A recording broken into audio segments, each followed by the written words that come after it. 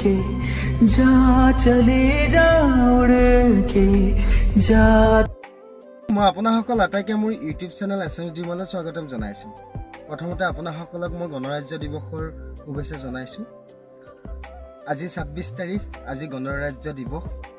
আজি এই গণৰাজ্য দিৱসৰ পিছতে আমাৰ অসমখনলৈ, ভাৰতবৰ্ষৰ লগতে অসমলৈ ধুনীয়া এটি পৰিৱেশ আহক, আগৰ দৰে থাকক, নতুন একো বিতৰ্কৰ সৃষ্টি নহওক।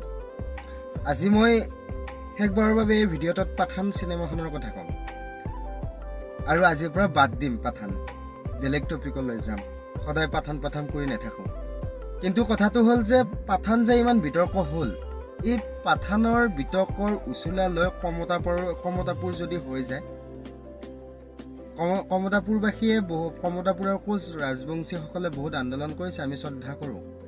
কিন্তু অসম দ্বিখণ্ডিত হোৱাটোতো আমি নিবিচাৰোঁ। কিন্তু এইটো কিছুমান এনেকুৱা দেখোঁ আমি কেতিয়াবা এটি বিষয়ত ইমান তুলপাৰ হৈ যায় যে মানুহে বেলেগ কথা আৰু বেলেগ বস্তু দেখিবলৈ আৰু সময় সুবিধা নাপায়। এতিয়াতো সৰ্বস্তৰত কেৱল পাঠান। মই সেয়েহে অকণমান মনত ভাৱ আহে যে পাঠান কৰি থাকোঁতে যদি কমতাপুৰখন যদি ৰাজ্য হৈ যায়, অসম দ্বিখণ্ডিত হৈ যায়, তেতিয়াহ'লেতো অসম ৰাইজে একো গমেই নাপাব। এইটোহে কথা। কাৰণ কমতাপুৰ যেতিয়া বিতৰ্কৰ মাজত আছিল, কমতাপুৰ যেতিয়া অসমৰ হৈচৈ সৃষ্টি আছিল, তেতিয়াই পাঠানখন এনেকৈ হৈচৈ কৰা হ'ল অসমত। আমি সচেতন হ'বলৈ হ'ল। কাৰণ আমি এনেকুৱাকৈ যেতিয়াই এঠাইত কণ্ট্ৰভাৰ্চি হৈ থাকি পেলাই সেই কণ্ট্ৰভাৰ্চিটো হঠাৎ নাইকিয়া হৈ পেলাই নতুন এটি কণ্ট্ৰভাৰ্চিয়ে একদম চৰম সীমা পাই গৈ তেতিয়াই নতুন কিবা এটা হ'বলৈ গৈ থাকে। বাৰু আপোনাসকলক জনালোঁ মোৰ মনৰ কথা। কমতাপুৰ হ'লে তেখেতসকলক শুভেচ্ছা জনাম, কিন্তু আমি মনৰ পৰা অসম দ্বিখণ্ডিত হোৱাটো নিবিচাৰোঁ। আৰু দ্বিতীয়তে কওঁ যে পাঠানখনে অসমলৈ এটি ভাল খবৰ উলিয়াই আনিছে। ভাল খবৰ এটা আনিছে যে এতিয়া গম পালোঁ আমি পাঠানখনত অসমৰ সুযোগ্য অভিনেতা দিগন্ত হাজৰিকাই অভিনয় কৰিছে। এতিয়া সেয়েহে কিছুসংখ্যক আমাৰ মানুহে, সমালোচনা কৰা মানুহে কৈছে এইবিলাক বাদ দিয়া, এতিয়া বিতৰ্ক বাদ দিয়া, হললৈ যোৱা, পাঠান চোৱা, কাৰণ অসমৰ দিগন্ত হাজৰিকা আছে।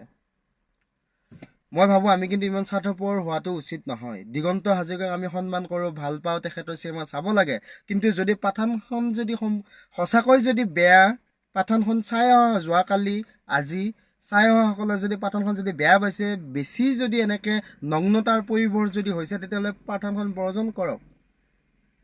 কিন্তু আপোনাসকলে যেতিয়া ৰাইজক বাধা দিব নোৱাৰিলে, যেতিয়া পাঠানে ৰাতিপুৱা 6টাৰ পৰা ভাৰতবৰ্ষত প্ৰথমবাৰৰ বাবে প্ৰদৰ্শনী আৰম্ভ কৰাৰ সক্ষম হ'ল, তেতিয়া আপোনাসকলে লাজত মুখ ঢাকিবলৈ সুবিধাকণ উলিয়াবৰ কাৰণে দিগন্ত হাজৰিকাক ব্যৱহাৰ কৰা যেন লাগে।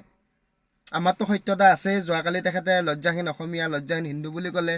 তেখেতকতো আমি বয়কট সত্যৰঞ্জন বৰাক কৰিব লাগে, কাৰণ অসমখন কুলষিত কৰি আছে। আৰে আমি যদি ধৰ্ম কৰি থাকোঁ, কোনে খেতি কৰিব, কোনে অসমৰ উন্নয়নত কংক্ৰিট উদ্যোগত কোনে বেছি শাসনভাৰ চলাব, আমি উন্নয়ন কৃষি বিপ্লৱ কেনেকৈ আনিম, এইবিলাকত মাথা মাৰিবলৈ, আমি শিক্ষাত স্বাস্থ্যত কেনেকৈ আগবাঢ়ি যাম, এইবিলাক মাথা মাৰি থাকিব লাগে নে আমি ধৰ্মৰ কথা কৈ থাকিব লাগে? শিলাদিত্য, সত্যৰঞ্জন, এওঁলোকক বয়কট কৰিব লাগে যদি অসমৰ উন্নয়ন সাধন কৰিব লাগে। হ'ব বাৰু, আজি বেছি নকওঁ, আজি কিছু ক্ষেত্ৰত ব্যস্ত আছোঁ, সেয়েহে ভিডিঅ'টো অকণমান ছুটি কৰি দিলোঁ। শেষত আকৌ আপোনাসকলক গণৰাজ্য দিৱসৰ শুভেচ্ছা জনালোঁ আৰু ভিডিঅ'টো সামৰিছোঁ। আৰু এটি অনুৰোধ জনালোঁ, যিসকলে মোৰ ভিডিঅ'টো ছাবস্ক্ৰাইব কৰা নাই, মই নতুনকৈ ইউটিউবত আহিছোঁ, আপোনাসকলে ছাবস্ক্ৰাইব কৰিলে হয়তোবা মই নতুন টপিক লৈ ভাল গঠনমূলক টপিক লৈ পেলাই মই আগবাঢ়ি যাবলৈ সক্ষম হ'ম। মই আশা কৰিম আপোনাসকলে ছাবস্ক্ৰাইব কৰিব আৰু মোক এনেকৈ কিবা এটা বাৰ্তা দিয়াত সহায় কৰিব বুলি মই আশা ৰাখিছোঁ। ধন্যবাদ।